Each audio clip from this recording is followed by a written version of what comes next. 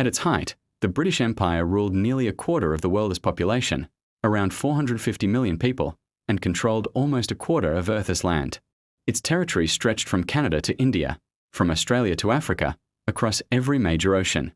It was said that the sun never set on the British Empire. But how did a small island in the North Atlantic come to dominate the world? And why did an empire so powerful ultimately fall? Britain's rise began not with vast armies, but with ships, trade, and steel. In the 16th and 17th centuries, global power belonged to Spain and Portugal, whose vast empires in the Americas brought them immense wealth. Britain was late to the game, politically unstable, geographically small, and still recovering from internal conflicts. Yet, it possessed a crucial advantage, an island geography that pushed it towards the sea. Investing heavily in naval strength, Britain built a fleet that would become the backbone of its global ambition. Merchant ships, protected by warships, sailed to the far corners of the earth, establishing trade routes that would one day become imperial lifelines.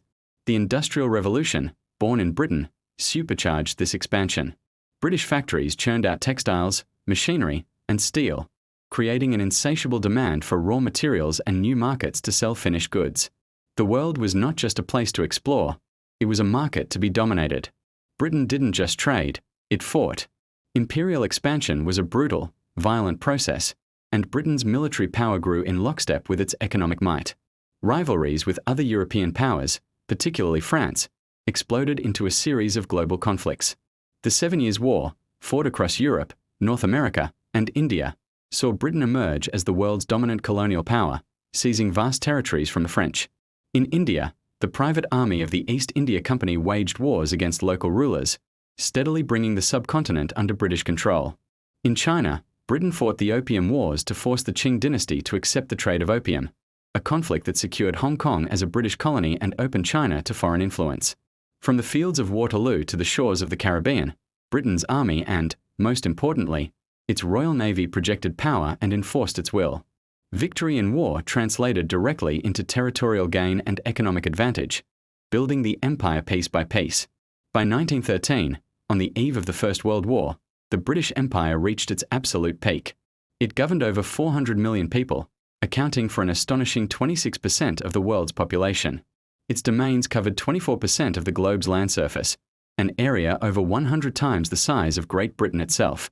The empire's reach was truly global, encompassing vast dominions like Canada, Australia, and South Africa, the jewel in the crown, India, and a sprawling network of colonies, protectorates, and territories across Africa, Asia, and the Americas. The red of the British Empire on world maps marked a system of trade, governance, and military power unlike any seen before. London was the financial capital of the world, and the British pound was the global reserve currency. This was the zenith, the moment when the sun truly never set on British dominion.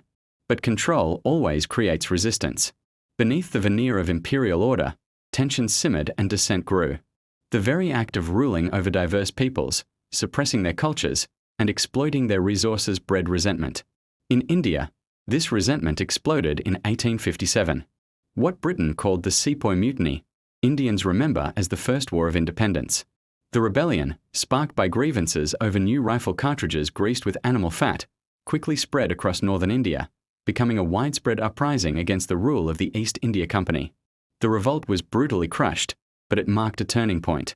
The British government dissolved the East India Company and took direct control of India, but the memory of the rebellion fueled the Indian independence movement for the next 90 years. From the Boer Wars in South Africa to uprisings in the Caribbean, the empire was constantly forced to quell challenges to its authority. The scramble for Africa in the late 19th century represented the final, frantic phase of European imperialism, and Britain was at its forefront. In 1884, the major European powers gathered at the Berlin Conference to formalize their claims on the continent. In a display of breathtaking arrogance, they carved Africa into colonies, without a single African present. Lines were drawn on a map, dividing ethnic and linguistic groups while lumping historic rivals together, creating artificial borders that would plague the continent for generations. Britain secured a vast swathe of territory, dreaming of a contiguous empire stretching from Cape to Cairo. It seized control of Egypt to protect the Suez Canal, a vital artery to India, and established colonies in modern-day Nigeria, Ghana, Kenya, and Zimbabwe, extracting resources like rubber, diamonds, and gold. This rapid, Aggressive expansion cemented Britain's status as a global superpower but also planted the seeds of future anti-colonial movements across Africa. The two world wars of the 20th century were the crucibles that shattered the empire. World War I saw over 2.5 million soldiers and laborists from across the empire fight for Britain. Colonies and dominions provided vast resources and manpower, contributing decisively to the Allied victory. But the war's immense cost in blood and treasure strained the empire to its limits. The promise of self-determination, championed by leaders like US President Woodrow Wilson, inspired nationalist movements from India to Ireland. The war had proven that Britain was no longer invincible, and its dependencies began to demand a greater say in their own futures. World War II delivered the final blow. Once again, the empire rallied, providing millions of troops and critical resources to fight the Axis powers. But the war nearly broke Britain. Its economy was shattered, its cities were bombed, and its national debt skyrocketed. The fall of Singapore to the Japanese in 1942, a supposedly impregnable fortress, was a devastating psychological shock, shattering the myth of British military superiority in Asia. By the war's end, Britain was victorious but exhausted and financially dependent on the United States. A new world order was emerging, dominated by two anti-colonial superpowers, the United States and the Soviet Union. The moral, economic, and military foundations of the British Empire had been fatally undermined. The will to maintain a global empire was gone, replaced by the urgent need to rebuild at home. The breaking point came in 1947. Exhausted by war and facing an unstoppable independence movement led by Mahatma Gandhi and Jawaharlal Nehru, the British government conceded the inevitable. On August 15, 1947, Britain granted independence to India, its most valuable and populous colony. But independence came at a terrible price.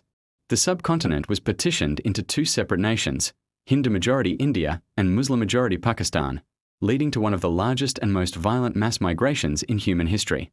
The jewel in the crown was gone, and its departure signaled the beginning of the end for the entire imperial project.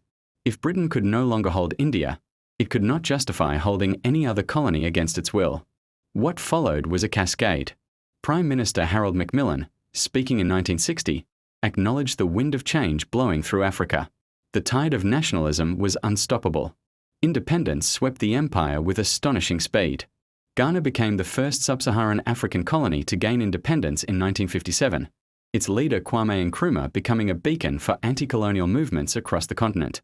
Nigeria followed in 1960, Kenya in 1963 after the bloody Mau Mau uprising, and dozens of other African nations throughout the decade. In the Caribbean, islands like Jamaica and Trinidad and Tobago achieved independence in the 1960s. The process was not always peaceful, but the direction was irreversible. The empire was being dismantled, brick by brick. The end of empire marked a profound shift in global power and a painful re-evaluation of Britain's place in the world. The return of Hong Kong to China in 1997 is often seen as the final, symbolic act in the dissolution of the British Empire. An island nation that had once projected its power across the entire globe was now once again just that, an island nation. The legacy of the empire is complex and deeply contested, a story of trade and technology, but also of exploitation and violence, of shared institutions, but also of deep-seated inequalities. The small island that once ruled the world had changed the planet forever, but in doing so, had also sealed its own imperial fate.